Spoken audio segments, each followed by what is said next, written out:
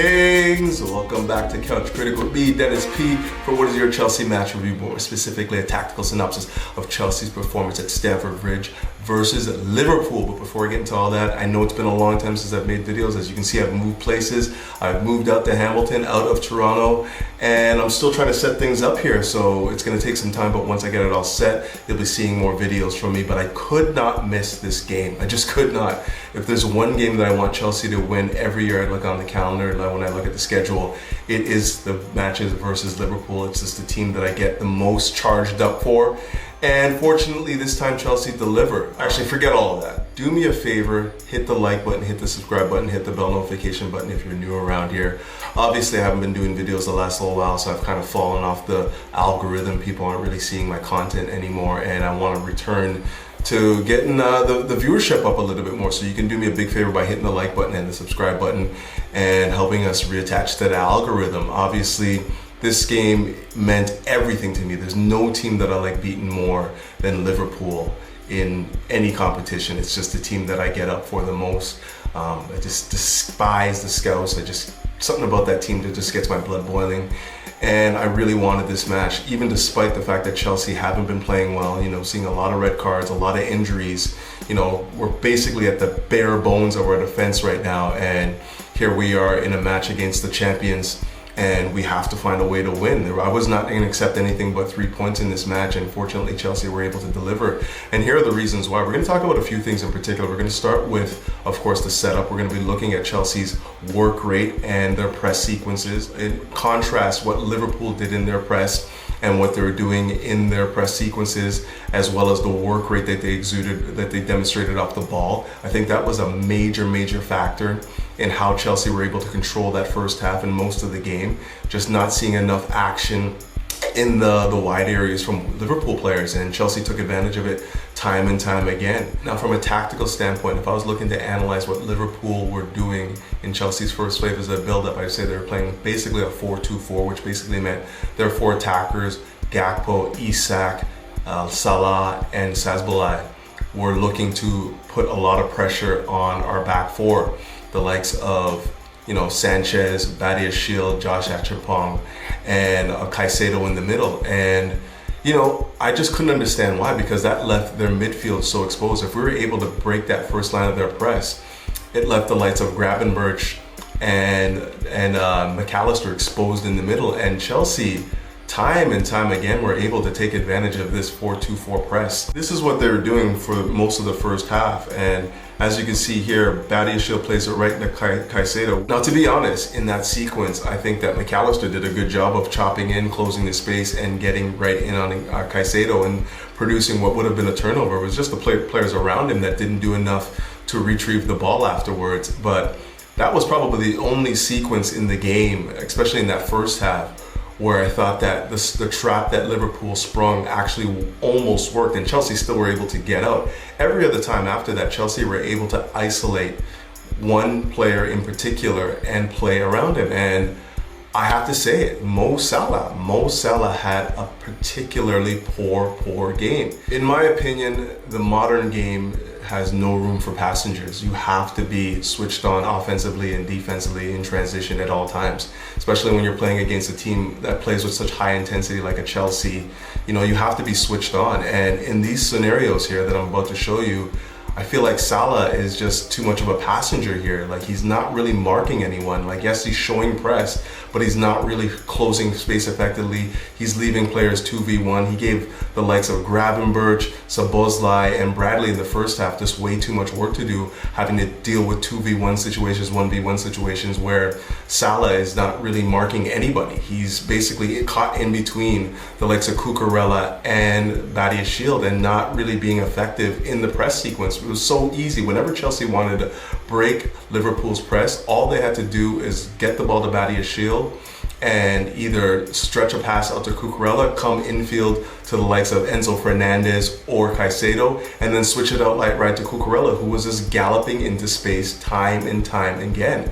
And what's worse is, because he was able to get so much space on the flank, it forced the likes of Gravenberch to come over and compensate. And when he came over to compensate to deal with Cucurella, it left Enzo Fernandez wide open in the middle. Now, this is a scenario that you do not want to see played out very often, where, you know, your midfielder, the screen in front of your back four, Gravenberch is being pulled out to the flanks to compensate for the fact that your right winger does not want to play any defense whatsoever, like none.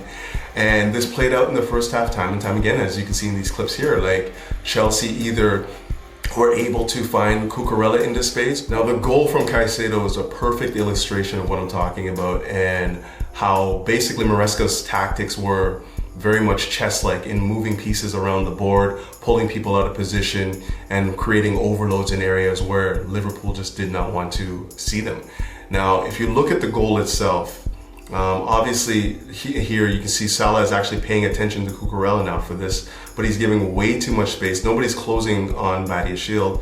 And the next action is you see Enzo Fernandez come deep to draw the ire of Gravenberch, who's man marking him. And you know, you see Caicedo move to make an angle for the pass. Gusto does the same. Then you're 2v1 again, and McAllister cannot handle 2v1. I mean, everyone looks at this situation here where McAllister is caught 2v1 between Gusto and Caicedo and wonder what he's doing there, but he's basically fish out of water right there. He has two guys that he has to deal with, and you know, he's got to close the space and does not do it effectively. And you know, the next thing you see is Caicedo's, you know, basically right on top of their 18-yard box and just pounds it into the net. Now, what you're expecting to see happen here is you want to see at least Cucurella be occupied by one of Liverpool's defenders, namely Mo Salah. And he seems to have Cucurella here. He's looking at him. He sees where he is.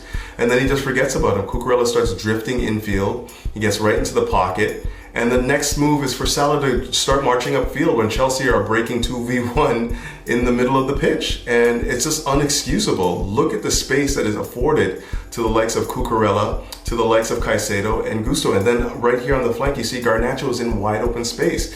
And this is the problem. Like, you cannot play in the Premier League right now and have passengers on the pitch. There's just no way you're going to survive if you do not have 10 men in front of your keeper working in concert with each other. And this played out time and time again throughout the game. Chelsea were well in control of the match. If you're going to be that aggressive and leave so much space in behind to be attacked, you're going to have somebody on the flank that can at least go 1v1, which is kind of why I couldn't really understand why the likes of Frimpong wasn't introduced into this game whatsoever. Like, I felt like he would have been able to at least give you the pace and trickery in the final third to destabilize Chelsea's backline. A backline that we will get into was just ravaged with injuries even throughout the match, and they just never looked to exploit it. And you know, you just cannot have passengers in the Premier League. You just cannot. You have to have 10 guys, 11 guys working in concert with each other and playing for each other. And in this Liverpool side, I see too many guys given the free roll and putting a lot of responsibility on the likes of McAllister, who's out of shape and looks completely burnt, like cannot handle the workload that's being assigned to him. And Gravenberch, who is being pulled all over the place. You understand, he's obviously a very good defensive midfielder. He's good at breaking a play and then also getting into transition. But in this game in particular, he was just moved all over the place and then ended up playing, you know, center back later in the game because they're trying to get him on the ball a little bit more because they had nobody to build their attacks from deep.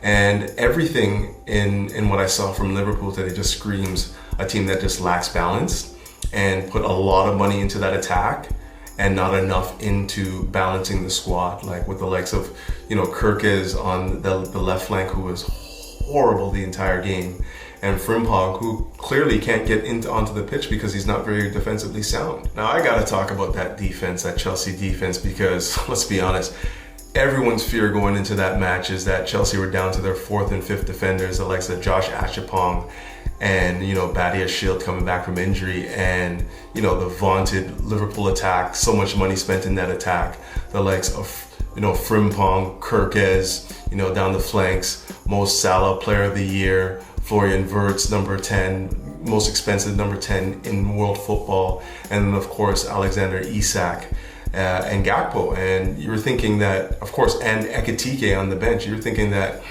there's going to be opportunities to be got at when you look at the likes of Josh Achapong a young 19-year-old, and Badia Shield, who again for me just does not process information fast enough.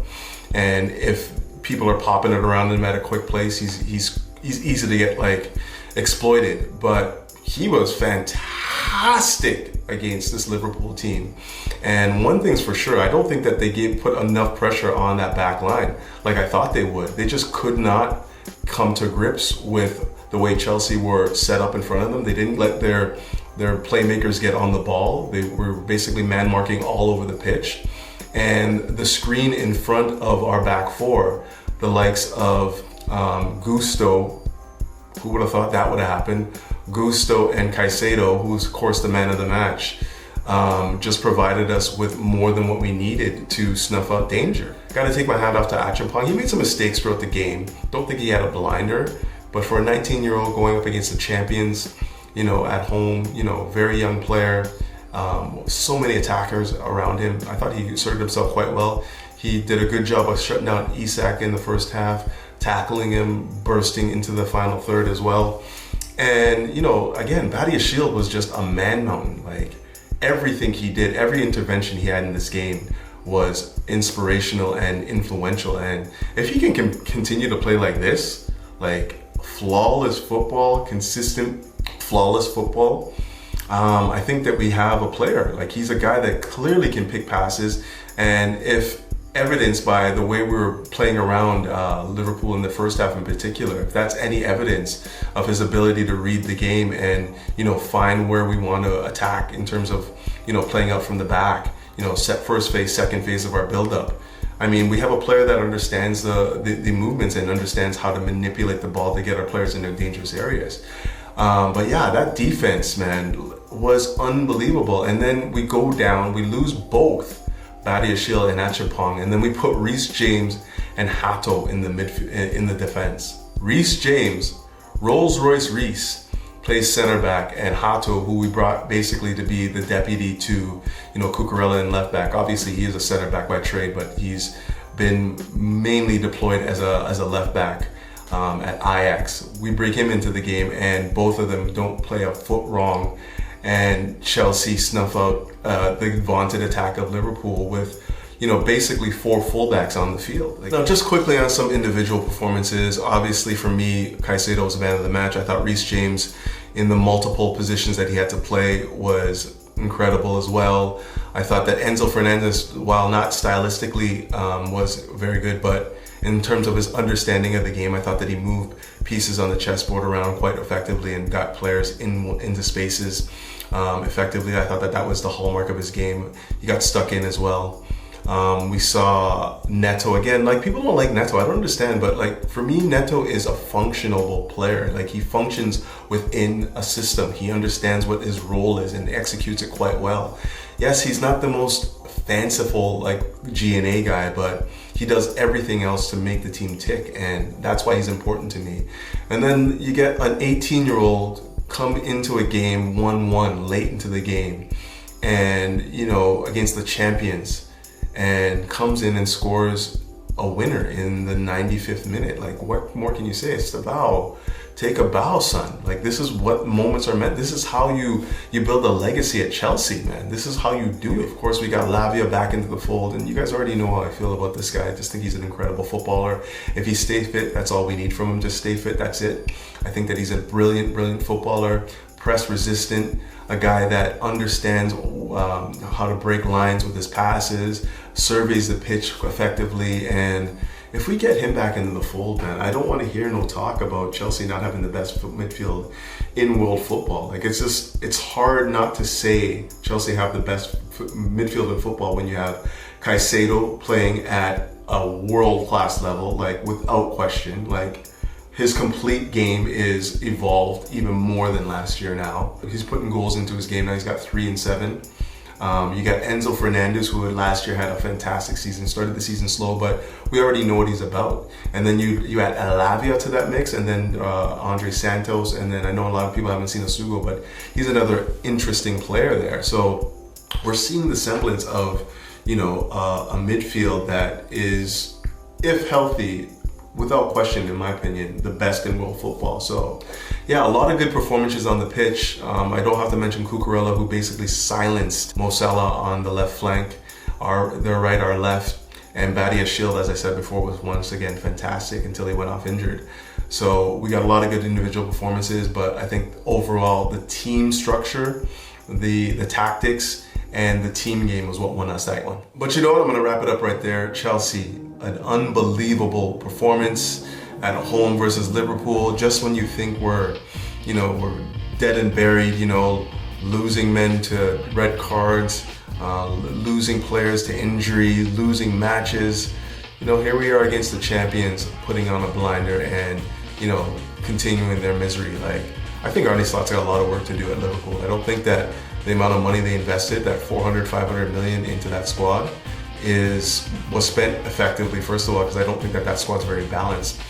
But he's got a lot of work to do to find the right balance to get them playing good football again, because as of right now, they're really, really top heavy, and they can't get their best players on the pitch together. Maybe the solution is, maybe drop Gakpo into the midfield, I don't know, and maybe put Ekitike on left forward, just so they can get the best players on the pitch at the same time, and then maybe look to solidify that midfield a little bit more with more defensive-minded players. McAllister just looks burnt right now. He does not look anything like the McAllister we saw last year. So anyway, long may continue. I'm hoping he never finds it, but his job's on the line, I think. He's got to be able to make this money work for him.